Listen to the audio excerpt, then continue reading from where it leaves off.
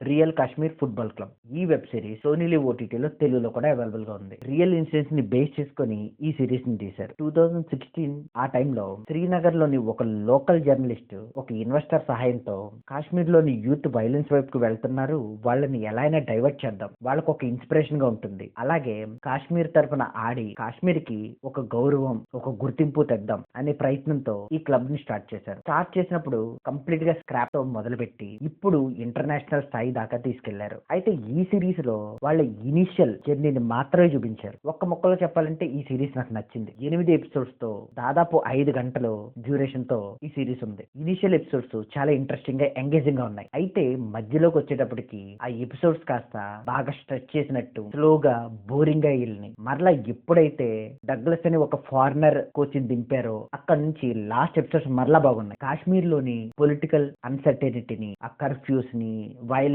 కి, వాటిలన్నింటినీ దాటుకుంటూ అసలు ఈ క్లబ్ ని ఎలా స్టార్ట్ చేశారు, ఎలా కంటిన్యూ చేస్తున్నారు అన్నది బాగా చూపించారు. కోచ్ కి ప్లేయర్ కి మధ్య ఉండే కన్ఫ్లిక్ట్స్, ప్లేయర్స్ మధ్య ఉండే కన్ఫ్లిక్ట్స్ కూడా బాగా చూపించారు. అయితే ఇంకొంచెం బెటర్ గా కూడా చూపించుండొచ్చు. డైరెక్టర్ ఏ క్యారెక్టర్ ని కూడా జడ్జ్ చేయలేదు. వాళ్ళు ఏం చెప్పాలనుకుంటున్నారో ఆ క్లబ్ గురించి మాత్రమే చెప్పారు. ఎక్కడ స్టోరీని డీవియేట్ చేయలేదు. అలాగే ఓవర్ ది మెలో డ్రామా గానీ, ఆ సినిమాటిక్ లిబర్టీస్ గానీ ఎక్కడ తీసుకోలేదు. ప్రతిదీ జెన్యున్ గా ప్రజెంట్ చేశారు అనిపించింది. మనం ఇప్పటి వరకు కాశ్మీర్ అనగానే ఆ వైలెన్స్, లేకపోతే ఆ హిమాలయస్ ఇవే చూస్తూ వచ్చాం. కానీ వీళ్ళు కాశ్మీర్ ని మరో కోణంలో చూపించారు. క్యారెక్టర్స్ అందరి పెర్ఫార్మెన్స్ బాగుంది, సినిమాటోగ్రఫీ బాగుంది, బ్యాక్గ్రౌండ్ మ్యూజిక్ బాగుంది, సాంగ్స్ బాగున్నాయి. 2 సాంగ్స్ హిందీలో ఉంచేశారు. ముఖ్యంగా క్లైమాక్స్ సాంగ్ బాగుంది. ఇక నెగిటివ్స్ విషయానికి వస్తే మామూలుగా మనం ఈ స్పోర్ట్స్ డ్రామాస్ లో చూసే ఆ హై ఎగ్జైట్మెంట్ మూమెంట్స్ ఈ సిరీస్ లో లేవు. ఫస్ట్ నుంచి లాస్ట్ వరకు అలా కూల్ గా వెళ్ళిపోయింది. సిరీస్ మధ్యలో కొంతమంది ప్లేయర్స్ బయటికి వెళ్ళిపోతారు, మరలా తిరిగి వస్తారు. దాన్ని ప్రాపర్ గా చూపించలేదు. అలాగే